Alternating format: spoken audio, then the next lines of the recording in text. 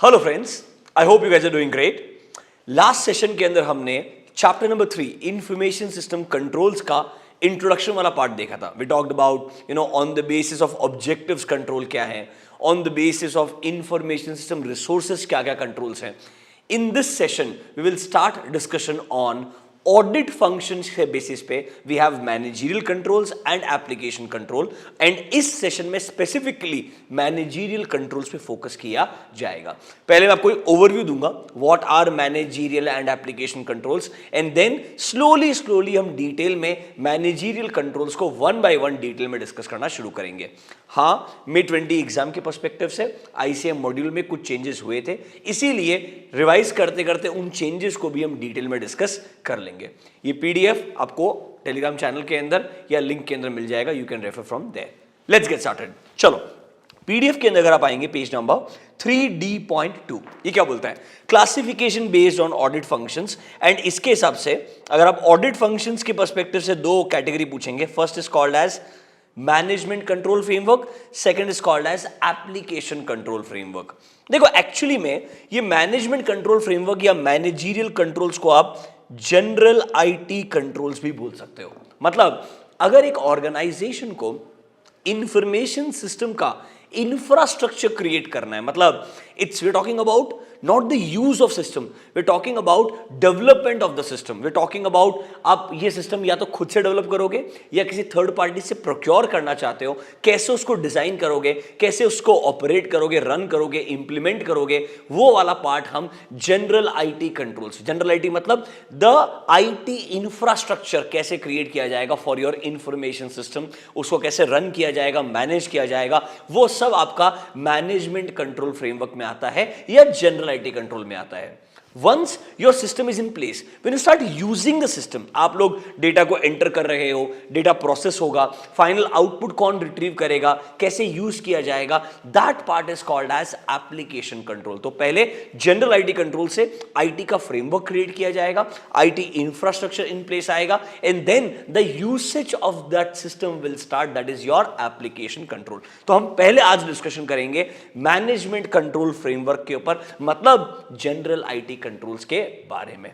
अच्छा, अब ये मैनेजमेंट कंट्रोल फ्रेमवर्क के अंदर भी मल्टीपल टाइप्स ऑफ कंट्रोल्स है। देखो, मेरा बात समझो, ये आपको बता रहे हैं कैसे एक इंफॉर्मेशन सिस्टम का इंफ्रास्ट्रक्चर आप लोग क्रिएट करने वाले हैं अपने ऑर्गेनाइजेशन में, उसमें क्या क्या स्टेप्स इन्वॉल्व रहने वाले हैं। एक बात सोचो, अगर आप फॉर एग्जांपल लेट्स से आज तक अपना बुक्स ऑफ अकाउंट्स या अपना अकाउंटिंग मैन्युअली कर रहे थे, अब यहां से आप ERP पे शिफ्ट होना चाहते हैं, सबसे पहला क्वेश्चन क्या आता है? आपने ऐसे टॉप लेवल मैनेजमेंट ये डिसीजन लेना पड़ेगा ना, that why we need to shift. हमने हमारा पॉलिसीज बनाना पड़ेगा, हमें रिसोर्सेज क्या क्या चाहिए वो सोचना पड़ेगा। तो पहला पॉइंट आता है that is called as top management control. Under managerial control framework पहला वाला कहलाता है top management control. What is this top management control? ये कोई कंट्रोल नहीं है, ये एक तरीके से एक पॉलिसीज का डिसीजन मेकिंग लिया जा रहा है कि हमें एज अ कंपनी अभी IT इंफ्रास्ट्रक्चर को, इंफॉर्मेशन सिस्टम के इंफ्रास्ट्रक्चर को डेवलप करना है, डिजाइन करना है, उसको इंप्लीमेंट करना है। इसके रिगार्डिंग कंपनी का जो सीनियर मैनेजमेंट रहेगा उनका रिस्पॉन्सिबिलिटी बनाया जाएगा।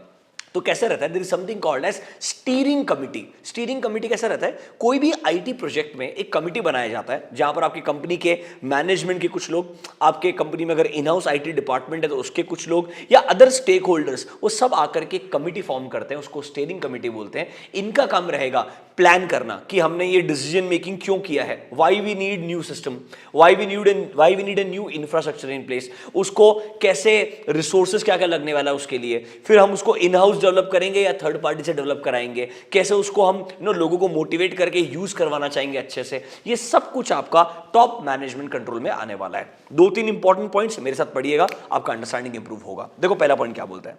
जो कंपनी का मैनेजमेंट है उनका रिस्पॉन्सिबिलिटी बनता है टू डिटरमाइन कि भाई कंट्रोल्स हमको जो एज अ ऑर्गेनाइजेशन ऑलरेडी है, क्या वो सफिशिएंट है या नहीं है, क्या हमको उनको एडिक्वेटली कंट्रोल कैसे किया जाएगा, ये रिस्पॉन्सिबिलिटी मैनेजमेंट का रहेगा। तो सर हमको एक हाई लेवल पॉलिसी फ्रेमवर्क बनाना पड़ेगा कि कैसे इस आईटी इंफ्रास्ट्रक्चर को डेवलप किया जाएगा। इसमें इन्होंने कुछ स्टेप्स दिए हैं आपको। Look at the major function that a senior manager must perform when you are planning general IT control. Number 1 planning, मतलब अभी डिसाइड करेंगे ना why you even need this new IT infrastructure और इंफॉर्मेशन सिस्टम इंफ्रास्ट्रक्चर। ये आपका decision making के लिए बहुत इंपॉर्टेंट ट्रिगर है।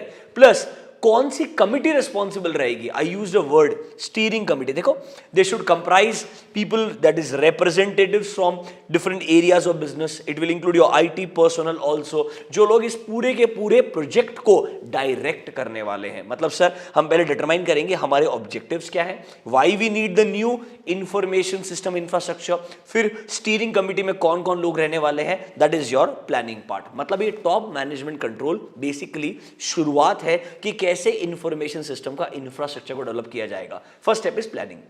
Second step is organizing the resources.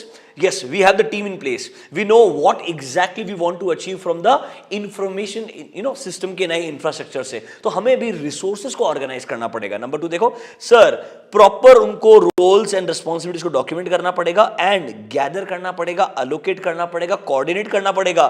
The resources in terms of manpower, in terms of financial resources, in terms of hardware, software क्या क्या requirement आएगा, वो सारे resources का आप को पूरा कोऑर्डिनेशन करना पड़ेगा, that is your organising part. तो सबसे पहले प्लानिंग, गोल सेट करो, स्टीयरिंग कमिटी बनाओ।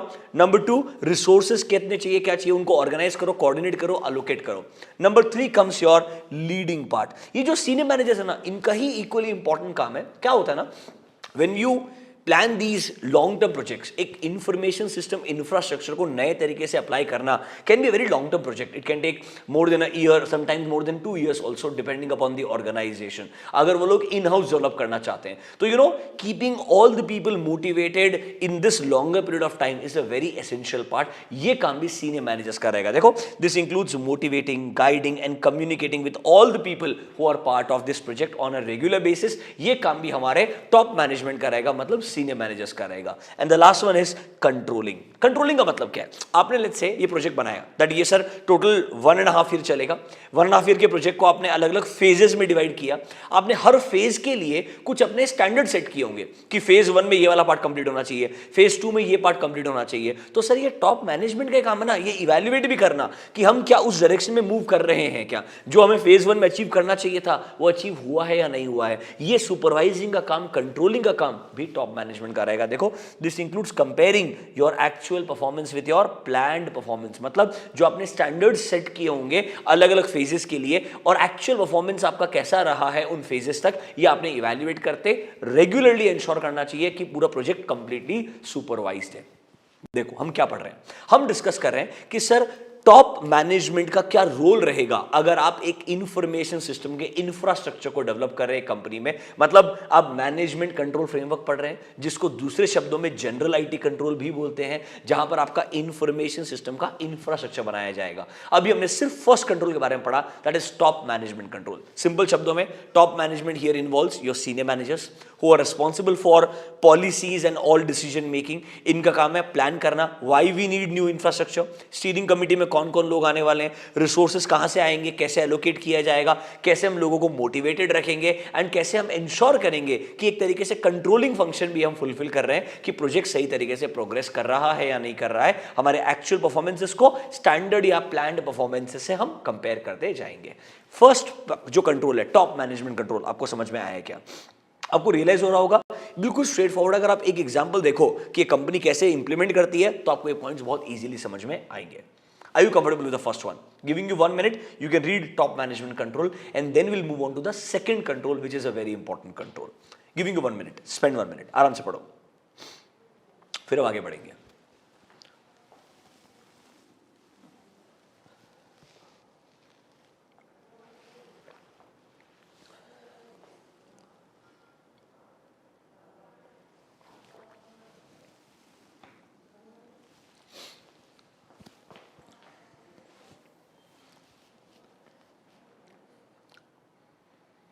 डन? Can you proceed? चलो अब आता है सबसे इंपॉर्टेंट चीज, ये हमको सीए फाइनल में पहले इसका करके सब्जेक्ट हम पढ़ाते थे, something called as SDLC, system development life cycle. मतलब अज्यूम करो आपने डिसाइड किया है दैट एज अ ऑर्गेनाइजेशन आप खुद अपना इन हाउस डेवलपमेंट करेंगे इंफॉर्मेशन सिस्टम के इंफ्रास्ट्रक्चर का, तो sir there is something called as system development life cycle. एक सिस्टम को प्लानिंग फेज से लेकर के कैसे डेवलप किया जाएगा, कैसे इंप्लीमेंट किया जाएगा, उसका पूरा लाइफ साइकिल का डिस्कशन। आपके सिलेबस में हालांकि SDLC नहीं है, आपके सिलेबस में दो कंट्रोल्स है, एक है system development management control which is part of system development life cycle only. Life cycle मतलब द एंटायर प्रोसेस कि कैसे सिस्टम का प्लान से लेकर के डेवलपमेंट होता है, इंप्लीमेंटेशन होता है एंड रेगुलरली ऑपरेशंस को इवैल्यूएट भी किया जाता है, वो सब हम SDLC में डिस्कस करते हैं। सबसे पहले हम पढ़ेंगे कैसे सिस्टम को डेवलप एंड मैनेज किया जाएगा। That control is called as system development and management control. बहुत अच्छा कॉन्सेप्ट है, सिंपल शब्दों में समझने का ट्राई करेंगे, आपको मजा आएगा, डोंट वरी। देखो क्या बोलता है सर, सिंपल चीज है, जो कंपनी का मैनेजमेंट है उनका रिस्पॉन्सिबिलिटी रहेगा एनालाइज करना, डिजाइन करना, बिल्ड करना, इंप्लीमेंट करना एंड मेंटेन करना। मैं आपको हमेशा बोलता था, याद है क्या, कोई भी सिस्टम को अगर आप डेवलप करके इंप्लीमेंट करना चाहते हैं, बेसिक स्टेप्स है यार। सबसे पहले हमें उस सिस्टम से क्या एक्सपेक्टेशंस है। When I want a new information system in place, मेरा ऑब्जेक्टिव क्या है, what I want from that system is very important. तो पहले मेरे को रिक्वायरमेंट्स क्या है वो स्टैब्लिश करने पड़ेंगे। इसके लिए मैंने क्या करना चाहिए, इस सिस्टम को यूज करने वाले जो लोग हैं उनको ही इन्वॉल्व करना चाहिए कि उनका एक्सपेक्टेशंस क्या है नए सिस्टम से, that should come in place. फिर एग्जिस्टिंग सिस्टम क्या यूज कर रहे हैं उसको मुझे समझना चाहिए अच्छे से, क्योंकि देखो आप जब नए सिस्टम के बारे में प्लानिंग कर रहे हैं, आपको नया सिस्टम से एक्सपेक्टेशन क्या वो इंपॉर्टेंट है। At the same time existing system क्या कर रहा है, क्या लैक कर रहा है, वो जानना भी जरूरी है। तो सर आपको एग्जिस्टिंग सिस्टम को अच्छे से समझना पड़ेगा, फिर आपको पता चल जाएगा this is my existing system, this is my expectation. अब अकॉर्डिंगली मैं नए सिस्टम को डिजाइन करूंगा, डिजाइन करने के बाद मैं टेस्ट करूंगा, टेस्ट करने के बाद अगर मुझे कॉन्फिडेंस आएगा तो मैं इंप्लीमेंट करने के बारे में सोचूंगा। These all phases are part of your system development management control बोल दो या सिस्टम डेवलपमेंट लाइफ साइकिल बोल दो। बात समझ में आया क्या? नीचे आओ, देखो क्या बोलता है। सबसे पहले देखो प्रॉब्लम डेफिनेशन। प्रॉब्लम डेफिनेशन मतलब एग्जैक्टली ये सिस्टम क्यों चाहिए आपको ये पता होना चाहिए, या बोल दो फिजिबिलिटी असेसमेंट। मतलब जो आपका एक्सपेक्टेशंस है ना कि नए सिस्टम से ये सब होना चाहिए, क्या वो प्रैक्टिकली पॉसिबल होगा या नहीं होगा। मतलब यहां पर ही डिसीजन मेकिंग करेगा that the system what we want to develop, उससे एक्सपेक्टेशन क्या और एक्चुअली प्रैक्टिकली पॉसिबल है क्या, कॉस्ट बेनिफिट के हिसाब से। ऐसा नहीं होना चाहिए रिक्वायरमेंट इतने सुपीरियर है कि उसको डेवलप करने के लिए जितना पैसा हम इन्वेस्ट करेंगे उससे उतना बेनिफिट हमको नहीं मिलने वाला है, वो आपको देखना पड़ेगा। देखो क्या बोलता है sir, information systems can be developed to help certain problems. बिल्कुल ठीक है। तो sir all stake holders should be involved to understand what exactly we need from this system. देखो हमको प्रॉपर फिजिबिलिटी परफॉर्म करना पड़ेगा कि सिस्टम कॉस्ट बेनिफिट को मैच कर पाएगा या नहीं कर पाएगा। उस सबके बाद में अगर मुझे लगता है हाँ भाई ये एक्सपेक्टेशंस है और प्रैक्टिकली पॉसिबल है ये सिस्टम को डेवलप करना, तो हम सिस्टम को डेवलप करने के बारे में सोचेंगे। तो point number 1 is problem identification बोल दो या साथ साथ में बोल दो फिजिबिलिटी देख रहे हो आप कि भाई ये नया सिस्टम का जो आपका एक्सपेक्टेशन है वो ठीक है या नहीं है। नंबर 2 बोलता है एग्जिस्टिंग सिस्टम को अच्छे से एनालाइज करो। आपका एग्जिस्टिंग ऑर्गेनाइजेशन स्ट्रक्चर क्या है, एग्जिस्टिंग सिस्टम को यूज कौन कौन करता है, उसके प्रॉपर डॉक्यूमेंटेशंस को आप इवैल्यूएट करो, उसको प्रॉपर डॉक्यूमेंट करो if it is not documented, to understand existing system में अच्छा क्या है एंड बुरा क्या है। इसके बाद में आएगा you will design the new system. Can you see, information processing system design, मतलब this is designing the new system. पहला वाला प्रॉब्लम ढूंढो, फिजिबिलिटी लगाओ। दूसरा एग्जिस्टिंग सिस्टम को अच्छे से समझो, एनालाइज करो। अब आएगा बात कि कैसे नया सिस्टम अपने डिजाइन करना चाहिए। अब नया सिस्टम जब आप डिजाइन करेंगे उसमें कुछ पॉइंट्स इन्वॉल्व होते हैं, ये इंपॉर्टेंट है मार्क करना। देखो the phases involved in designing a new information system. देखो क्या बोलते हैं। नंबर 1 सबसे पहले वापस वही फर्स्ट पॉइंट का कनेक्शन है। जब नया सिस्टम बना रहे हो आपने जो स्टेप नंबर 1 में सोचा होगा ना कि हमारा रिक्वायरमेंट क्या था, वो सारे यूजर्स के रिक्वायरमेंट को ड्रॉ आउट करो एक पेपर पे। ऐसा नहीं होना चाहिए कि आपने डिस्कशन किया उसके बेसिस पे डिसीजन मेकिंग कर लिया कि नया सिस्टम बनाने का है। आपने प्रॉपर पॉइंट बाय पॉइंट, हमारे 5 कैटेगरी के यूजर्स है, हर यूजर का ये एक्सपेक्टेशंस है, प्रॉपर ड्रॉ आउट करो। क्योंकि जब आप सिस्टम को डिजाइन करोगे तो उन सारे के सारे रिक्वायरमेंट्स को आप फुलफिल कर पा रहे हो या नहीं कर पा रहे हो, ये चेक करना जरूरी होगा। तो पॉइंट नंबर 1 देखो क्या बोलता है, एलिसिटेशन ऑफ डिटेल्ड रिक्वायरमेंट, मतलब draw out, make a list, make a detailed understanding of all the requirements what you need from the new system. Number 2, sir design the data and information flow. देखो information system में कैसा रहता है, अभी आपने recently सुना होगा HDFC bank and HDFC limited are going to merge their operations.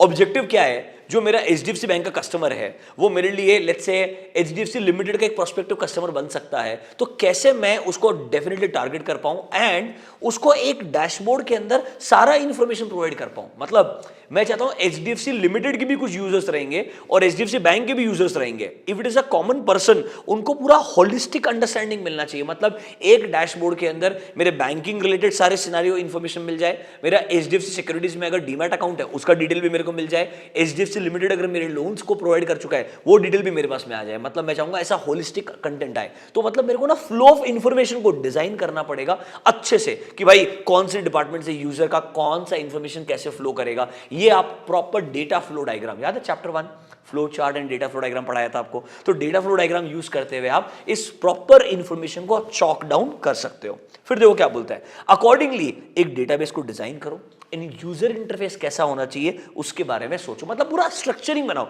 ये पूरा ना वो फेज है जहां पर आप एक तरीके से आर्किटेक्ट जैसे काम कर रहे हो कि कैसे नए सिस्टम को बनाया जाएगा। कोडिंग वाला पार्ट जो है, सिस्टम को जो डेवलप करने वाला काम है, वो अगले स्टेज में आएगा। या सिर्फ सिस्टम का डिजाइनिंग वाला पार्ट देखा जा रहा है। नेक्स्ट देखो फिजिकल डिजाइन। फिजिकल डिजाइन का मतलब होता है जैसे आपने बनाया कि भाई हमको इंफॉर्मेशन ना इस डिपार्टमेंट से यहां तक चाहिए, अरे इस डिपार्टमेंट से यहां तक आने के लिए कौन कौन से चैनल्स रहने वाले हैं, लॉजिकली क्या क्या ईआरपी मॉड्यूल्स के अंदर इंफॉर्मेशन फ्लो करने वाला है। याद है EIS chapter number 2 we talked about different ERP modules. तो क्या क्या मॉड्यूल्स रहेंगे, कौन से यूजर को किस किस मॉड्यूल का एक्सेस मिलेगा, कैसे इंफॉर्मेशन फ्लो करेगा, वो सब कुछ आपको प्रॉपर्ली डिजाइन करना पड़ेगा। That is your physical design. देखो breaking up the logical design into units कि आगे पता चले एग्जैक्टली इंप्लीमेंटेशन प्रोग्राम और मॉड्यूल्स के बीच में कैसे होने वाला है। ये सब कुछ इंफॉर्मेशन सिस्टम की डिजाइनिंग वाले स्टेप्स में आएगा। एंड लास्ट वन सर, आपको ऑब्वियसली एक प्लेटफॉर्म बनाना पड़ेगा कि आपका हार्डवेयर सॉफ्टवेयर का रिक्वायरमेंट कैसा रहेगा। या तो आपके पास में ये प्रेजेंट रहेगा एग्जिस्टिंग सिस्टम के अंदर, या नया क्रिएट करना पड़ सकता है for your new information system requirements. तो बॉटम लाइन ये क्या बता रहा है आपको, हम कहां पर है, we are discussing managerial controls और जनरल आईटी कंट्रोल्स। वहां सबसे पहले बोला टॉप मैनेजमेंट को इन्वॉल्व करो, उनके बिना ये सिस्टम को डिजाइन करना, डेवलप करना, इंप्लीमेंट करना होने नहीं वाला है। तो टॉप मैनेजमेंट कंट्रोल पहले आ गया, ठीक है। फिर वो बोलता है अब आता है सिस्टम को डेवलप कैसे किया जाएगा, कैसे मैनेज किया जाएगा। उसमें ही आपको बता रहा है सर, सबसे पहले उन्होंने बोला आपको कि भाई सिंपल चीज है, समझो प्रॉब्लम क्या है, फीजिबल है क्या नया सिस्टम बनाना। फिर वो बोल रहा है सर सबसे इंपॉर्टेंट चीज, एनालाइज करो एग्जिस्टिंग सिस्टम को ताकि पता चले कहां कहां लैग कर रहे हैं। फिर वो बोल रहा है अब नए सिस्टम को डिजाइन करने के बारे में सोचो, that is designing your new information processing system. क्या आपको स्टेप 1 2 3 समझ में आया क्या? पक्का? गिविंग यू 2 मिनट्स, एक बार देख लो फटाफट से। If you are comfortable will proceed.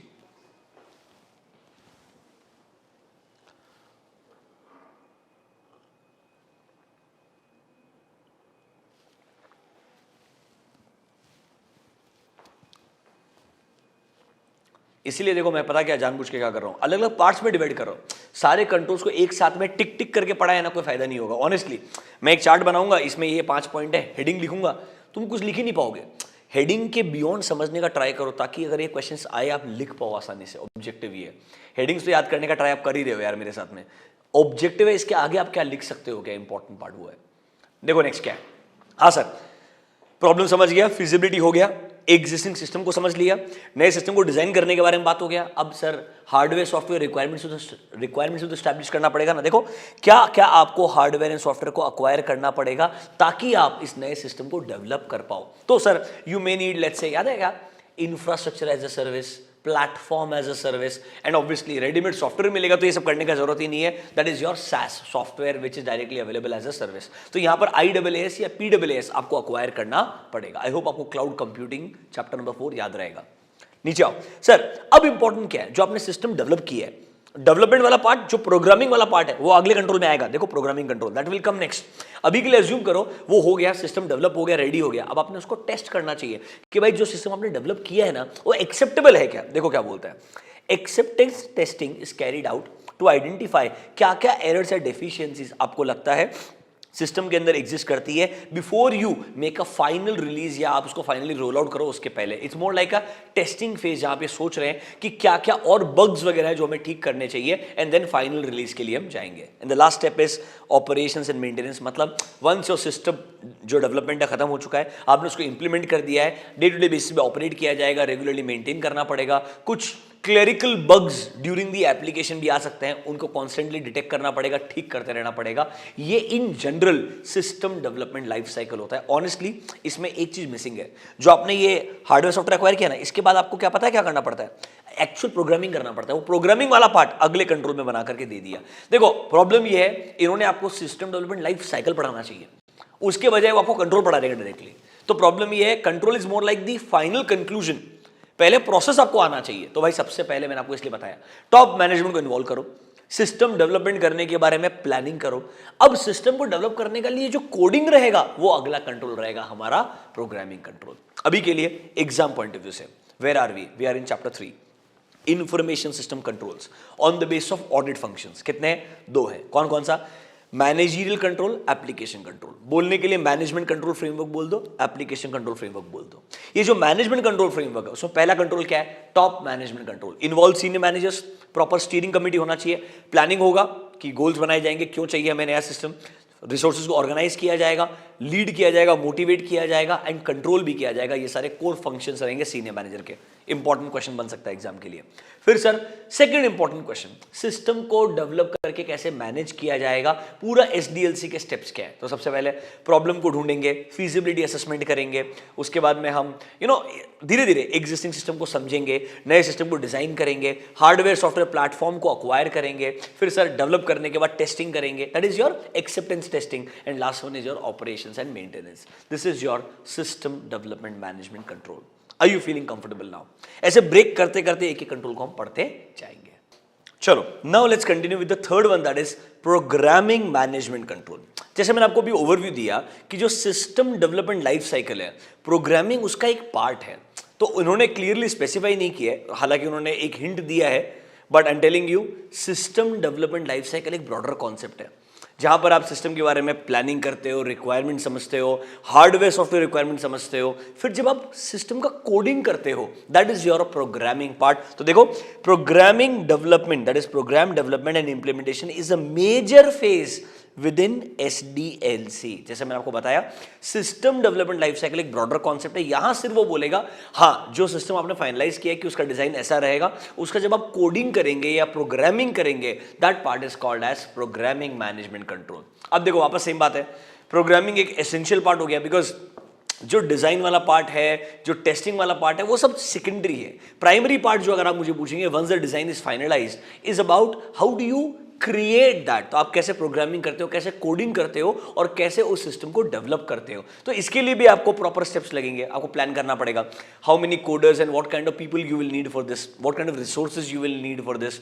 Do you get my point? Overall design बनाना पड़ेगा, वर्क एलोकेशन करना पड़ेगा ना प्रॉपर्ली, कितने कितने मॉड्यूल्स आने वाले हैं, फिर मॉड्यूल्स को आप किस तरीके से कोड करने वाले, आपका स्ट्रक्चरिंग कैसा रहेगा, ऑब्जेक्ट ओरिएंटेड डेटाबेसेस अगर आप यूज करना चाहोगे तो उसका अलग से कोडिंग करना पड़ेगा, कौन सा लैंग्वेज आप यूज करना चाहते हो, फिर उसका टेस्टिंग करना पड़ेगा। जैसे फॉर एग्जाम्पल अगर आप ईआरपी डेवलप कर रहे हो तो ईआरपी में पहले आप डिसाइड करोगे, याद है चैप्टर नंबर 2, एक आपको ओवरव्यू देता हूं थोड़ा समझ में आ जाएगा। ईआरपी के मॉड्यूल्स अगर आपको याद है, it should be in our module number 1 ERP modules,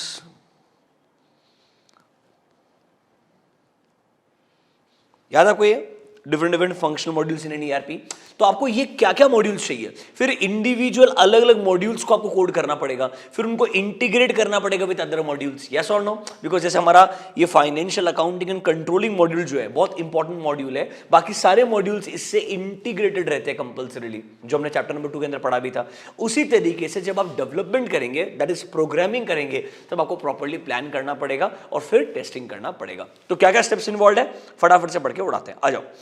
sir first step is called as planning. Planning में सिंपल चीज है, अब आपको जब कोडिंग करना है, प्रोग्रामिंग करना है, क्या क्या रिसोर्सेज का रिक्वायरमेंट रहेगा उसके बारे में सोचोगे आप। देखो what all resources will be required, उसका एस्टिमेशन किया जाएगा ताकि सॉफ्टवेयर को आप अच्छे से डेवलप, या अगर खुद डेवलप नहीं अक्वायर करना चाहते हो तो अक्वायर कर पाओगे एंड इंप्लीमेंट कर पाओगे। दूसरा चीज डिजाइन वाला पार्ट, सबसे इंपॉर्टेंट चीज, हमको ये क्लियरली डिटरमाइन करना पड़ेगा कि हमें मॉड्यूलर डिजाइन चाहिए या नॉन मॉड्यूलर डिजाइन चाहिए। अगर मॉड्यूलर डिजाइन चाहिए तो क्या क्या मॉड्यूल चाहिए, इंटीग्रेशन किस किस का होगा, ये सब आपके डिजाइन एलिमेंट में कवर किया जाएगा। Then comes your actual coding part, that means कौन सा प्रोग्रामिंग लैंग्वेज यूज करेंगे, कौन सा अप्रोच यूज करेंगे। फॉर एग्जांपल हम क्या ऑब्जेक्ट ओरिएंटेड अप्रोच यूज करने वाले हैं, कोडिंग स्ट्रेटजी क्या रहेगी हमारी, कैसे हम प्रोग्रामिंग लैंग्वेज का चॉइस करने वाले हैं, वो हमारा एक्चुअल कोडिंग में कवर होगा। Let's say once coding is done, once your program is in place, आपको प्रॉपर्ली टेस्ट करना पड़ेगा। ये ईआरपी जो होते हैं या जो इंफॉर्मेशन सिस्टम्स होते हैं ना, ये काफी कॉम्प्लेक्स और डिटेल्ड होते हैं। तो आप क्या कर सकते हो, या तो एक इंडिविजुअल मॉड्यूल को टेस्ट कर सकते हो, या मल्टीपल इंटीग्रेटेड मॉड्यूल्स को टेस्ट कर सकते हो, या पूरे के पूरे सिस्टम को भी टेस्ट कर सकते हो। आपको ये हर अलग अलग टाइप का टेस्टिंग करना पड़ेगा। इसलिए देखो क्या बोलते हैं, सबसे पहले यूनिट टेस्टिंग, कोई एक इंडिविजुअल मॉड्यूल को अगर आप टेस्ट करना चाहते हो। फॉर एग्जांपल हमारे केस के अंदर लेट्स से आपने बोला मैं सिर्फ सेल्स एंड डिस्ट्रीब्यूशन मॉड्यूल को टेस्ट करना चाहता हूं, फिर मैं बोलता हूं नहीं सेल्स एंड डिस्ट्रीब्यूशन नहीं, I want to test sales and distribution with controlling module, वो इंटीग्रेटेड अच्छे से है या नहीं है। फिर आप बोलते हो नहीं मेरे को पूरे ईआरपी में all modules together I need to test. देखो number 1 unit testing, number 2 integrated testing, that is grouping certain program modules and then testing them, and third one is your entire program testing। ये basically आपको theoretically ये words बता रहे हैं, real life में honestly SDLC बहुत ही brilliant concept है। ये प्रोजेक्ट्स काफी लॉन्ग टर्म होते हैं बेटा, and there are lot of people involve, बहुत मजा आता है ऐसे प्रोजेक्ट्स को इंप्लीमेंट करने में। Lot of consulting firms across the world like BCG, McKinsey, Bain and Company, your Deloitte Consulting, they have dedicated departments to provide such consultancy services। फिर sir आएगा ऑपरेशंस एंड मेंटेनेंस। कोडिंग वोडिंग हो गया, ultimately system आपका develop हो गया, उसको आप implement करोगे। तो जब आप इंप्लीमेंट करोगे, रन करोगे, उसको आपको मेंटेन भी करना पड़ेगा। हो सकता है आपके कोडिंग के अंदर कुछ बग्स या एरर्स आ रहे हैं, उनको आपको रिपेयर करना पड़ेगा, that is repair maintenance part, मतलब छोटे मोटे जो एरर्स है उनको करेक्ट करना पड़ेगा। फिर सर कभी कभी हो सकता है हमारा रिक्वायरमेंट बदल जाएगा। जब हम सिस्टम को डिजाइन कर रहे थे हमारा रिक्वायरमेंट था ये, इसके हिसाब से हमने सिस्टम को बनाया। Let's say when we start using the system, धीरे धीरे हमारा रिक्वायरमेंट या एक्सपेक्टेशन में तो चेंज हो सकता है ना, तो उसके हिसाब से क्या हम सिस्टम को भी एनहांस या इवॉल्व करना चाहते हैं। देखो अडेप्टिव मेंटेनेंस, जब आप सिस्टम को या प्रोग्राम को मॉडिफाई करेंगे to meet the changing user requirements, मतलब नए यूजर रिक्वायरमेंट्स को मीट करने के लिए उसको आप अडेप्टिव बना रहे हो। तीसरा हो सकता है सर जो रिसोर्सेज यूज हो रहे हैं ना वो ज्यादा यूज हो रहे हैं, या there is lot of data redundancy, मतलब ऐसा लग रहा है 2-3 अनवांटेड स्टेप्स आपने क्रिएट कर दिए आपके ईआरपी में, उसको आप रिमूव करना चाहते हो, that is called as perfective maintenance. मतलब आप चाहते हो आपके रिसोर्स कंजम्पशन को डिक्रीज करना, मतलब एफिशिएंसी को इंप्रूव करना। ऑनेस्टली बहुत ही थियोरेटिकल तरीके से लिखा हुआ है, I completely agree with you, but हम अभी पूरा discussion exam point of view से कर रहे हैं। एग्जाम के अंदर प्रोग्रामिंग मैनेजमेंट कंट्रोल आ सकता है। सबसे पहली चीज, ये मेजर फेस है सिस्टम डेवलपमेंट लाइफ साइकिल में। सबसे पहले प्लानिंग, कितने रिसोर्सेज चाहिए, कैसे रिसोर्सेज चाहिए। दूसरा बात डिजाइन एलिमेंट, मतलब कैसे हम कोडिंग करने वाले हैं, ऑब्जेक्ट ओरिएंटेड मैकेनिज्म यूज करेंगे, क्या मैकेनिज्म, कौन सा प्रोग्रामिंग लैंग्वेज वगैरह यूज करेंगे। तो थर्ड एक्चुअली में हमारा कोडिंग आ जाएगा, हमारे कोडिंग के अप्रोचेस आ जाएंगे। अज्यूम कर लो कोडिंग कर लिया, उसके बाद आप टेस्ट करने वाले हो और फिर उसको ऑपरेट करके मेंटेन करने वाले हो। एंड लास्ट फेज, सबसे लास्ट इज योर कंट्रोलिंग। याद है क्या, पूरे सिस्टम डेवलपमेंट लाइफ साइकिल में भी पूरे ओवरऑल इंफॉर्मेशन सिस्टम के अंदर एक कंट्रोलिंग मॉड्यूल रहता ही है कि आपने जैसे सोचा था वैसा फंक्शन हुआ है या नहीं हुआ है। अब देखो ये कोडिंग भी ना बहुत लॉन्ग टर्म तक रहता है, तो आप क्या कर सकते हो, जैसे मैंने बोला प्रोजेक्ट को अलग अलग पार्ट में डिवाइड कर दो। तो कोडिंग वाला जो पार्ट है, प्रोग्रामिंग वाला जो पार्ट है, तो मतलब सबसे पहले आपने बोला पूरा जो प्रोजेक्ट है, एक बार अंडरस्टैंडिंग करने का ट्राई करना मैं जो बोल रहा हूं। सबसे पहले आपने बोला ये जो पूरा जनरल आईटी कंट्रोल इंप्लीमेंट करने वाला काम है, द आईटी इंफ्रास्ट्रक्चर, ये पूरा प्रोजेक्ट है 5 ईयर का। अब आप इसे बोल रहे हो हमारा ईयर नंबर 2 से लेकर के 4 के बीच में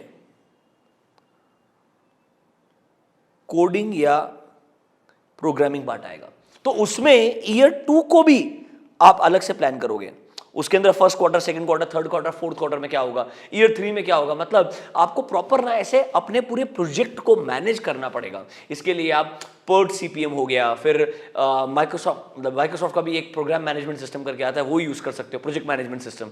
कैसे आप प्रोजेक्ट को अलग अलग स्ट्रक्चर में डिवाइड करके ये इवैल्यूएट करते हो कि भाई जो हमने एक्सपेक्टेशन डेवलप किए थे ना, वैसा हमने ये एक्चुअली में अचीव किया या नहीं किया। That is your controlling part. Controlling point का मतलब ये है कि जो आपके एक्सपेक्टेशंस थे, एक्चुअल्स को कंपेयर करके देखने के लिए कि भाई एक्चुअल और एक्सपेक्टेशंस में गैप किधर है, कैसे हमको उसको इंप्रूव करना चाहिए। सेम चीज यहां पर भी आने वाली, that is your control point.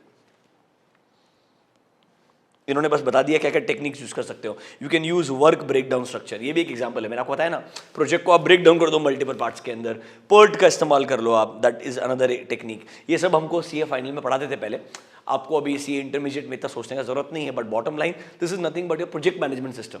How do you ensure that जो आपके एक्सपेक्टेशन है वो सही से डेवलप हुए, एक्चुअल्स को कंपेयर किया गया, कहाँ गैप आ रहा है, कहाँ वेरिएशन आ रहा है, उसको आइडेंटिफाई करके ठीक किया गया। That is your controlling part. हम हैं मैनेजरियल कंट्रोल फ्रेमवर्क में। सबसे पहले टॉप मैनेजमेंट का इंपॉर्टेंट रोल क्या है वो पढ़ा, सिस्टम डेवलपमेंट मैनेजमेंट कंट्रोल क्या है फिर वो पढ़ा। अब सिस्टम डेवलपमेंट के अंदर ही एक प्रोग्रामिंग वाला पार्ट है, उसको डिस्कस किया। Honestly from exam point of view, programming management control and system development management control दोनों बहुत ज्यादा इंपॉर्टेंट है from exam point of view, क्योंकि एसडीएलसी में तो काफी चेंजेस है, प्रोग्रामिंग के अंदर भी कंटेंट में काफी छोटा मोटा बदलाव लाया गया है, तो मैं इसको इंपॉर्टेंट बोलूंगा। अगला इंपॉर्टेंट जहां पर भी क्वेश्चन आ सकता है वो है डेटा रिसोर्स मैनेजमेंट कंट्रोल। मतलब ये तीनों मेरे हिसाब से सबसे इंपॉर्टेंट एरियाज है अंडर मैनेजरियल कंट्रोल, जहां पे अच्छे क्वेश्चन आ सकते हैं। What is this data resource management control? अभी बात सोचो, आप पूरा एक इंफॉर्मेशन सिस्टम का इंफ्रास्ट्रक्चर बना रहे हो कंपनी के अंदर, समझ रहे हो? Data as a resource is extremely important. उसको आप कैसे कंट्रोल करेंगे? सबसे पहले यार कैसे टाइप का डेटा आ सकता है? डेटा अल्फा न्यूमेरिक रहेगा, मतलब प्रॉपर इनपुट चेक वो भी तो होना चाहिए ना आइडियली। तो सर आपको डेटा को डिफाइन करना चाहिए, डेटा के स्टैंडर्ड्स को डिफाइन करना चाहिए कि नॉर्मली कैसा डेटा हमारा सिस्टम एक्सेप्ट करने के लिए बनाया हुआ है, वो कंट्रोल जरूरी है। दूसरा, इस डेटा को कौन एक्सेस कर सकता है, कब एक्सेस कर सकता है, डेटा को कौन किस पर्पस के लिए यूज कर सकता है। याद है हमारे रूल बेस्ड एक्सेस कंट्रोल, वैसा ही हमारा एक्सेस कंट्रोल आएगा। डेटा को अपडेट कौन कर सकता है? याद है change management system, only authorised people should be allowed to make changes. फिर sir changes up to what extent can be allowed, ये हमको देखना पड़ेगा आइडियली। फिर सर मान लो एक सिस्टम में एक टाइम में एक डेटा पे दो लोग काम कर रहे हैं, जैसे एग्जांपल समझो ना, जैसे हम ऑडिट का अगर बात करें, ऑडिट में let's say cash and bank area है, दो आर्टिकल को आपने उसका अलग अलग पार्ट एलोकेट किया होगा, एक ही फाइल पे काम कर रहे हैं, तो सर प्रॉब्लम ये ना they both are working on the same similar data और similar file at the same time। तो हो सकता है ना इसने कुछ अपडेट किया होगा, इसने भी कुछ अपडेट किया होगा, और दोनों का अपडेट जब आप रेप्लिकेट करेंगे there can be a problem कि कौन सा अपडेट हमको एक्सेप्ट करना पड़ेगा। ऐसे प्रॉब्लम्स भी आ सकते हैं, वो भी सॉल्व करने के बारे में सोचना पड़ेगा। ये सब कुछ डेटा रिसोर्स मैनेजमेंट कंट्रोल में आएगा। नीचे आओ, देखो सर डेटा का इंटीग्रिटी बहुत इंपॉर्टेंट है, इसीलिए हमको अगर डेटा पे अश्योरेंस चाहिए, एक्यूरेसी चाहिए, कंसिस्टेंसी चाहिए, तो फॉलोइंग कंट्रोल्स को दिमाग में रखना पड़ेगा। सबसे पहला डेफिनेशन कंट्रोल, मतलब डेटा का डेफिनेशन रखो यार, स्टैंडर्ड बना के रखो कि उस डेफिनेशन का डेटा ही एंटर हो सकता है। देखो the control should be placed to ensure that database always corresponds and complies with definition standard. मतलब जो डेटा का आपने स्टैंडर्ड डिफाइन किया है उसको हर एक लेवल पे कंप्लायंस होना चाहिए। दूसरा चीज, डेटा को रेगुलरली बैकअप करते रहना चाहिए। I am sure you know what is a backup, मतलब in case of a disaster और अ कैटास्ट्रॉफी वो डेटा रिट्रीव करना इजी होना चाहिए। दैट इज योर एग्जिस्टेंस और बैकअप कंट्रोल। देखो backup refers to making copies of the data and these additional copies can be used to restore the original data in case of a data loss। तो obviously ये एक basic requirement है, ऐसा backup mechanism आपको IT infrastructure में design करके रखना पड़ेगा। थर्ड वन, डेटा के एक्सेस के ऊपर control, the core control, that is called as access control. Simple है सर, हम चाहते हैं कभी भी अनऑथराइज्ड इंसान हमारे डेटा को व्यू ना कर पाए, रिट्रीव ना कर पाए, यूज ना कर पाए, डिस्ट्रॉय ना कर पाए। इसके लिए हमने याद है क्या, रोल बेस्ड एक्सेस कंट्रोल बनाने चाहिए, प्रिविलेजेस टोकन देने चाहिए कि आप इस कंपनी के इस डिपार्टमेंट के अंदर काम कर रहे हैं तो आपको ये प्रिविलेजेस हैं, ये डेटा को एक्सेस कर सकते हैं और डेटा के साथ में क्या क्या फंक्शंस आप यूज कर सकते हैं। Proper access controls should be decided. Next, update controls. अब मतलब अपडेशंस किसको करना अलाउड है, बोलो ना change management system, who can make changes, what changes can be allowed. तो देखो सर, क्या सिर्फ डेटा ऐड कर सकते हो या डेटा को डिलीट करना भी अलाउड है? समटाइम्स इन सर्टेन सिस्टम्स आप बोलते हो डिलीट करने का पावर बहुत कम लोगों के पास में है, ऐड आप कर सकते हो। तो अपडेट के अंदर भी इंपॉर्टेंट चीज है कि आप सिर्फ एडिशन करना अलाउ करना चाहते हो या एडिशन प्लस डिलीशन दोनों अलाउ करना चाहते हो। फिर मैंने आपको बताया था ना, एक फाइल पे मल्टीपल लोग काम कर रहे हैं, that is your concurrency control. हो सकता है there can be data integrity issues when two people are updating or accessing the same data at similar time। कुछ प्रोसेसेस में ऐसा हो सकता है, इसके लिए भी आपको कंट्रोल लगाना पड़ेगा। And the last one is your quality control. बहुत इंपॉर्टेंट है कि डेटा का क्वालिटी मेंटेन किया जाए, इसीलिए आप चाहेंगे डेटा का एक्यूरेसी इंपॉर्टेंट है, इसके रिगार्डिंग कंट्रोल्स लगाओ। कंप्लीटनेस ऑफ डेटा इंपॉर्टेंट है, उसके रिगार्डिंग कंट्रोल लगाओ। कंसिस्टेंसी ऑफ डेटा, ऐसा नहीं होना चाहिए ना कि कस्टमर का एक डेटा एक डिपार्टमेंट में, फॉर एग्जाम्पल एयरलाइन में जब आप टिकट बुक करने से पहले साइन अप करते हैं तब आपका डेटा कुछ और है, जब टिकट बुक करें तो डेटा कुछ और आ रहा है, रिफंड के लिए डेटा कुछ और यूज किया जा रहा है। मतलब inconsistency in data should not exist. इसके रिगार्डिंग आपको डेटा रिसोर्स मैनेजमेंट कंट्रोल्स बनाने पड़ेंगे। मतलब डेटा का डेफिनेशन स्टैंडर्ड को कंप्लाई करना है, अपडेट के रिगार्डिंग कंट्रोल्स, एक्सेस के रिगार्डिंग कंट्रोल, कॉन्करेंसी के रिगार्डिंग कंट्रोल, क्वालिटी के regarding control and backup procedure should be in place. ये सब के सब नए हैं, थियोरेटिकली एकदम सिंपल है जो पहले भी पढ़े हैं, बट इनको नया मटेरियल में इंक्लूड किया है, इसीलिए आपने डेटा रिसोर्स मैनेजमेंट कंट्रोल को अच्छे से पढ़ना चाहिए। गिविंग यू 2 मिनट्स, एक बार आप इसको रीड करो, मैं एक बार वापस से रिवाइज कराऊंगा आपको, then will discuss the remaining 3 controls. अब बचे हुए जो तीनों है वो एकदम टाइम पास है, डोंट वरी अबाउट इट। जो कोर 3 कंट्रोल्स थे आफ्टर टॉप मैनेजमेंट, उन तीनों को हमने डिटेल में आपको पढ़ाया। Spend 2 minutes, then will continue.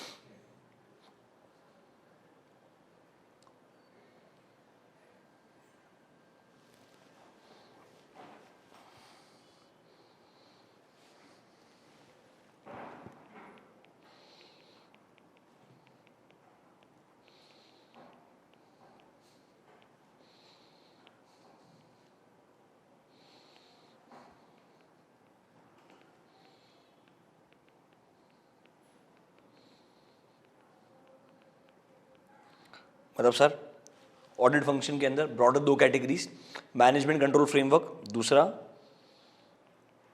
Application control framework. ये बाकी है, हमने डिस्कशन शुरू किया मैनेजमेंट कंट्रोल फ्रेमवर्क के ऊपर। इसमें पहला क्या पढ़ा अपन ने? तो first one was top management control, मतलब सीनियर मैनेजर्स का रिस्पॉन्सिबिलिटी, कैसे वो लोग पूरा रिस्पॉन्सिबिलिटी होल्ड करते हैं फ्रॉम पॉलिसी मेकिंग से लेकर के पूरे इंप्लीमेंटेशन के अंदर। तो उनको प्रॉपरली प्लान करना चाहिए, रिसोर्सेज को ऑर्गेनाइज करना चाहिए, लीड करना चाहिए एंड पूरे प्रोजेक्ट को कंट्रोल करना चाहिए। That is your top management control. Second one is your system development and management control. This is more about your SDLC। मतलब सबसे पहले हमारे प्रॉब्लम क्या है, what exactly problem we are trying to solve, मतलब feasibility वाला part हम test करेंगे। उसके बाद हम सोचेंगे एग्जिस्टिंग सिस्टम क्या है, फिर नए सिस्टम को डिजाइन किया जाएगा, that is an important part. And फिर सर हार्डवेयर सॉफ्टवेयर का रिक्वायरमेंट जो है वो एक्वायर किया जाएगा, टेस्टिंग करेंगे, दैट इज एक्सेप्ट कर सकते हैं क्या, acceptance testing, and then it is about operations into place, that is your system development management control. Third one is your programming management control. I actually have some problem in the hand, that is why I am not able to write properly, but still understanding के लिए आपको समझ रहा होगा, hand writing इतना मुश्किल नहीं है। Programming management control is about the coding part, इसके लिए प्रॉपर प्लानिंग करना पड़ेगा, इसके लिए भी डिजाइन एलिमेंट डिफाइन करना पड़ेगा, फिर एक्चुअल कोडिंग करना पड़ेगा, फिर उस कोडिंग को आपको प्रॉपर्ली टेस्ट करना पड़ेगा इंडिविजुअल लेवल के ऊपर, मल्टीपल मॉड्यूल्स के साथ में, या पूरे के पूरे सिस्टम को टेस्ट करना पड़ेगा। फिर आपको ऑपरेशन से मेंटेनेंस वाला पार्ट आएगा, मतलब नॉर्मल बग्स वगैरह जो है उनको करेक्ट करना है, या नए यूजर रिक्वायरमेंट्स के हिसाब से अडेप्टिव बनाने का है, या सर आपको जो एग्जिस्टिंग रिसोर्स का ज्यादा कंजम्पशन हो रहा है उसको परफेक्टिव करना है, मतलब आपके एफिशिएंसी को इंप्रूव करना है। And last part is your controlling part, की ओवरऑल जो कोडिंग का प्रोजेक्ट है वो अच्छे से रन हो रहा है या नहीं हो रहा है। Number fourth is your data resource management control.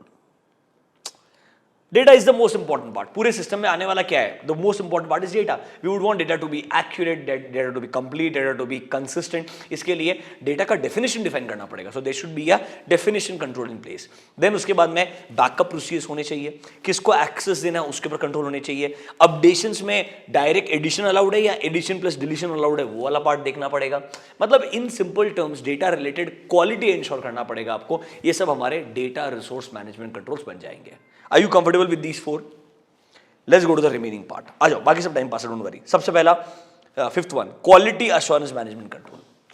Simple है यार, पूरे सिस्टम के लिए आप अपने कुछ क्वालिटी स्टैंडर्ड्स को डिफाइन करोगे। आप चाहोगे कि आपका जो नया आईटी का या इंफॉर्मेशन सिस्टम का इंफ्रास्ट्रक्चर है ना, उन क्वालिटी स्टैंडर्ड्स को कंप्लाई कर रहा है। ये बहुत इंपॉर्टेंट है। तो ऐसा स्टैंडर्ड डिफाइन करना पड़ेगा, देखना पड़ेगा हम उसे कंप्लाई कर रहे हैं या नहीं कर रहे हैं, और कहीं पर भी अगर लैग कर रहे हैं तो उसको हमको ठीक करना पड़ेगा। देखो क्या बोलता है sir, we would want that our information system जो इंफॉर्मेशन प्रोड्यूस कर रहे हैं उसके प्रॉपर क्वालिटी गोल्स होने चाहिए, ताकि हम कंपेयर कर सके कि हम उन्हें अचीव कर रहे हैं या नहीं कर रहे हैं। देखो सर, हम जब भी इंफॉर्मेशन सिस्टम बना रहे हैं, it should comply with the set of quality standards. Normally जो इंडस्ट्री के कंपेरेबल स्टैंडर्ड्स हैं उनको आपने बेस रखना चाहिए। देखो सर, क्वालिटी गोल्स को क्लियरली स्टैब्लिश करेंगे, इंश्योर करेंगे कंप्लायंस हो रहा है या नहीं हो रहा है, वो क्वालिटी इंफॉर्मेशन अचीव हो रहा है या नहीं हो रहा है। और सर, जो बेस्ट प्रैक्टिसेस है इंडस्ट्री की वो हमने अडॉप्ट करना चाहिए। It's more like using benchmarking, कि जिस इंडस्ट्री में हम काम कर रहे हैं उस इंडस्ट्री का बेंचमार्क क्या है, मतलब नॉर्मल स्टैंडर्ड क्या है, उसको बेस रखते हुए हमने क्वालिटी अश्योरेंस मैनेजमेंट कंट्रोल्स लगाने चाहिए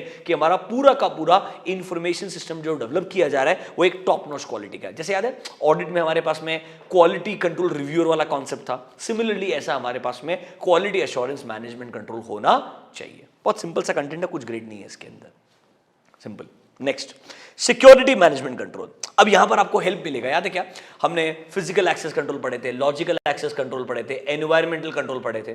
तो हम चाहते हैं जो पूरा आईटी इंफ्रास्ट्रक्चर डेवलप कर रहे हैं इसका सिक्योरिटी कैसे इंश्योर करेंगे। Obviously environmental control, physical access control, logical access control. देखो जो आपका इंफॉर्मेशन सिक्योरिटी एडमिनिस्ट्रेटर्स हैं वो लोग रिस्पॉन्सिबल रहेंगे टू एंश्योरिंग कि हमारे जितने भी आईएस के एसेट्स हैं, मतलब हमारे लोग, हमारे हार्डवेयर, हमारा फैसिलिटीज, हमारा डॉक्यूमेंटेशन, हमारा डेटा, हमारा सिस्टम सॉफ्टवेयर, सब कुछ सिक्योर रहे। इसके लिए हमारे पास clearly environmental control, physical access control and logical control जो हमने पहले पढ़ लिए थे फर्स्ट पार्ट के अंदर, they should be in place. अब यहां पर ये वाला पार्ट नहीं पूछेगा सिक्योरिटी मैनेजमेंट कंट्रोल क्या है, यहां पर ये पूछेगा what is the meaning of the word disaster recovery plan. अब देखो, what is this disaster recovery plan in case of a disaster, let's say a natural disaster, or it can be, मैं एक तरीके से कोविड-19 को भी एक डिजास्टर के कैटेगरी में डालूंगा कि उस केस में एक कंपनी अपने आप को ओवरकम करके नॉर्मैलिटी तक कैसे लेके आएगा। तो disaster recovery plan is little bit long term in nature, that because of a disaster आपकी कंपनी का परफॉर्मेंस खराब हो गया होगा, आप उसको कैसे नॉर्मल सिनेरियो तक लेकर के आओगे, that is your disaster recovery plan. थोड़ा ब्रॉडर कॉन्सेप्ट है, समझने के लिए। और देखो दूसरा वर्ड है, बहुत सारे लोग कंफ्यूज होते हैं, एक होता है डिजास्टर रिकवरी प्लान, एक होता है business continuity plan. Business continuity plan थोड़ा शॉर्ट टर्म है। जब डिजास्टर हुआ ना, अभी हमारा जो कोर पार्ट है, हमारे बिजनेस में बहुत सारी एक्टिविटीज है, बट जो कोर 2-4 एक्टिविटीज है उन्हें कंटिन्यू कैसे रखें ताकि हमारे बिजनेस को मेजर इंपैक्ट ना आए, वो शॉर्ट टर्म के लिए जब आप प्लान बना रहे हो। मतलब डिजास्टर रिकवरी प्लान तो बहुत बड़ा है कि कैसे हम हमारे रिसोर्सेज को प्रोटेक्ट करेंगे, कैसे उनको रिवैम्प करेंगे, कैसे हम नॉर्मैलिटी तक जाएंगे, वो पूरा डिजास्टर रिकवरी है। ये जो बिजनेस कंटिन्यूटी है ये शॉर्ट टर्म है कि कैसे इस डिफिकल्ट टाइम में, इमरजेंसी वाले टाइम में हमारे कोर एक्टिविटी से फोकस किया जाए ताकि हमारे को कम से कम इंपैक्ट आना चाहिए। तो देखो, a business continuity plan in comparison to disaster recovery plan deals with carrying on only the critical business operations in terms of disaster, ताकि कम से कम इंपैक्ट आए मेरे बिजनेस पे। वो शॉर्ट प्लान जो है वो बिजनेस कंटिन्यूटी प्लान है, इमीडिएट एक्शन वाला। एक तरीके से हमारा जो इमरजेंसी प्लान है ना, वो हमारे लिए बिजनेस कंटिन्यूटी प्लान हो सकता है। जो डिजास्टर रिकवरी प्लान है वो पूरे डिजास्टर से रिकवर करने के लिए प्लानिंग है, उसमें इमरजेंसी वाला पार्ट भी आएगा जो इमीडिएट एक्शन लेने का है, मतलब बिजनेस को कैसे कंटिन्यू रखने का है। दूसरा चीज बैकअप प्लान, मतलब कैसे हमने जो बैकअप करके रखा था उसमें से डेटा को रिस्टोर किया जाएगा। फिर एक चीज आएगा रिकवरी प्लान, कैसे हम जो बुरी टाइम से यहां से धीरे धीरे रिकवर करके हमारे फुल कैपेबिलिटीज तक पहुंचेंगे, कैसे हम वहां पर पहुंचे कि नहीं पहुंचे इसको टेस्ट करेंगे। ये पूरा जो मैकेनिज्म है वो डिजास्टर रिकवरी प्लान कहलाता है। It is a broader concept. Business continuity plan एक छोटा सा बात है कि इन टाइम्स ऑफ डिजास्टर हमारे कोर बिजनेस ऑपरेशंस को कैसे हम कंटिन्यू रखें ताकि कम से कम डैमेज हमारे बिजनेस को आए एंड डिजास्टर रिकवरी थोड़ा फास्ट हो जाए। तो business continuity is a smaller part, kind of you can say part of your overall disaster recovery plan. बात समझ में आया क्या? ये सब कुछ सिक्योरिटी मैनेजमेंट कंट्रोल में है। ये वाला पार्ट थोड़ा ज्यादा इंपॉर्टेंट रहेगा from exam point of view. फिर सर इंश्योरेंस वाला कॉन्सेप्ट क्या है? ऑब्वियसली आपके जो इंफॉर्मेशन सिस्टम वाले एसेट्स हैं दे कैन बी इंश्योर्ड, ताकि आप एक प्रीमियम पे करके अपने ओवरऑल रिस्क को शेयर कर सकते हैं, up to some extent reduce कर सकते हैं। That's your insurance concept. This is your security management control. मैं आपको बोला ना पहले 4, उसमें भी सेकंड, थर्ड, फोर्थ सबसे इंपॉर्टेंट थे। System development, programming and data resource management. ये आपका क्वालिटी एश्योरेंस वाला पार्ट, सिक्योरिटी वाला part, this is just a cake walk. कुछ मेजर चीजें इसमें है नहीं। लास्ट वाले पार्ट पे आ जाओ, ऑपरेशंस मैनेजमेंट कंट्रोल। अब ये क्या बात कर रहा है? जब आपने ये आईटी इंफ्रास्ट्रक्चर को डिजाइन कर दिया, डेवलप कर दिया, जब आप इसको डे टू डे बेसिस पे यूज कर रहे हो ना, मतलब डे टू डे बेसिस पे जो आपके इंफॉर्मेशन सिस्टम को आपने डिजाइन किया, इंप्लीमेंट किया है, उसके हार्डवेयर एंड सॉफ्टवेयर वाले पार्ट को रन किया जा रहा है, तब आपको डे टू डे बेसिस पे क्या क्या चीजें दिमाग में रखनी है। सबसे पहले सोचो, डोंट यू थिंक आपको एक हेल्प डेस्क लगेगा? जैसे हम कोई भी कंपनी में, कोई भी फॉर्म में काम करते हैं, एक आईटी का हेल्प डेस्क रहता है। इन केस ऑफ छोटा मोटा प्रॉब्लम, जैसे हमको कुछ वर्कशीट्स वगैरह नहीं मिल रही है, कुछ स्पेशल टाइप का सॉफ्टवेयर अगर एक्सेस करना है बिजनेस के रिक्वायरमेंट के लिए, तो हम उनको रीच आउट करते हैं। तो there should be a proper help desk in place.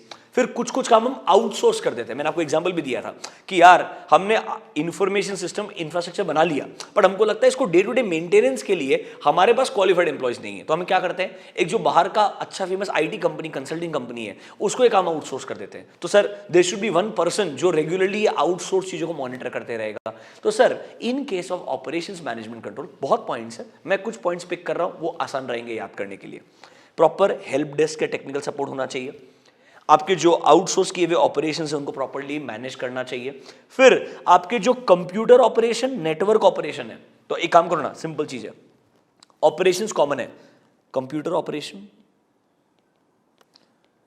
Network operation, data outsourcing operations and help desk, IT help desk basically. Do you get my point? तो अब सर कंप्यूटर ऑपरेशन मतलब जो हमारे day to day basis पे hardware software use हो रहे हैं, do you get my point, उनको आप कैसे इंश्योर कर रहे हैं कि सही तरीके से यूजेज किया जा रहा है। जो नेटवर्क आप यूज कर रहे हो वो नेटवर्क सिक्योर है कि नहीं है, नेटवर्क का इस्तेमाल सही पर्पस के लिए किया जा रहा है कि नहीं जा रहा है। वर्चुअलाइजेशन का इस्तेमाल आप कर सकते हो, याद है क्या virtualisation? So you know network virtualisation is how you distribute the network capability to respective departments, तो वो आपको जरूरत पड़ सकता है। तो ये आपका कंप्यूटर ऑपरेशन हो गया, नेटवर्क ऑपरेशन हो गया। फिर मेन चीज क्या है, इस पूरे इंफॉर्मेशन सिस्टम में डेटा एंट्री होने वाला है। डेटा एंट्री कौन कर रहा है, उनका एनवायरनमेंट कैसा है। अब डेटा एंट्री का एनवायरनमेंट बहुत अच्छा क्लीन होना चाहिए, वरना डेटा एंट्री करते वक्त अगर कुछ आपको लेट्स से कम्युनिकेशन गैप्स वगैरह है तो आप गलत डेटा एंटर कर सकते हो। इसकी वजह से जो आपका इंफॉर्मेशन सिस्टम का क्वालिटी आउटपुट का वो हैम्पर हो सकता है। तो देखो डेटा प्रिपरेशन एंड एंट्री, देखो आप क्या चाहेंगे सर, प्रॉपर हमारी जो कीबोर्ड ऑपरेटर्स है, जो लोग एंट्री करते हैं, उनका वेलबींग, उनको अच्छे फैसिलिटीज मिलना बहुत इंपॉर्टेंट है, वरना एक्यूरेसी ऑफ डेटा पे क्वेश्चन आ सकता है। तो सर ऑपरेशंस में समझो, कंप्यूटर ऑपरेशंस, जो डेटा को यूज करने वाले, एंटर करने वाले लोग हैं, data entry related operations, network जो यूज करने वाले उसका ऑपरेशंस आएगा, कुछ काम जो आउटसोर्स कर दिया होगा वो मैनेज करना पड़ेगा। फिर आपको एक आईटी हेल्प डेस्क लगने वाला है। These are your simple operations management control. ये कुछ बहुत रॉकेट साइंस या बहुत टेक्निकली डिफिकल्ट चीज नहीं है, बहुत बेसिक सी चीज है when you are running this infrastructure. हाँ, इंफ्रास्ट्रक्चर को डेवलप कैसे करना है, प्रोग्रामिंग कैसे करना है जो उस डेवलपमेंट का पार्ट है, फिर डेटा रिसोर्स को कैसे मैनेज करना है वो ज्यादा इंपॉर्टेंट है। बॉटम लाइन, हम मैनेजमेंट कंट्रोल फ्रेमवर्क को डिस्कस कर चुके हैं, 5, 6, 7। Operations management control, security management control, याद आ रहा है क्या आपको? सब पढ़ा है मैंने आपको डिटेल के अंदर, पक्का? And last one, quality assurance management control. This marks the end of your managerial control framework. देखो honestly speaking from exam point of view इस बार मेरे को SDLC, प्रोग्रामिंग एंड डेटा बहुत इंपॉर्टेंट लगते हैं। तीनों के अंदर थोड़े चेंजेस है मॉड्यूल के अंदर, अच्छे पॉइंट्स इंक्लूड किए, थोड़ा लॉजिकल बन गया है, इसलिए इन तीनों पे आपने ज्यादा एम्फोसिस या फोकस करना चाहिए। इस पूरे सेशन का ऑब्जेक्टिव था, लास्ट सेशन के अंदर भी ट्राई किया कि जो कंट्रोल्स वाला इंपॉर्टेंट पार्ट है चैप्टर 3 का वो आप रिवाइज कर पाओ, not just from heading point of view, understanding भी है ताकि आप लिख भी पाओ। I hope this was helpful to you guys. Thank you, have a great day, bye.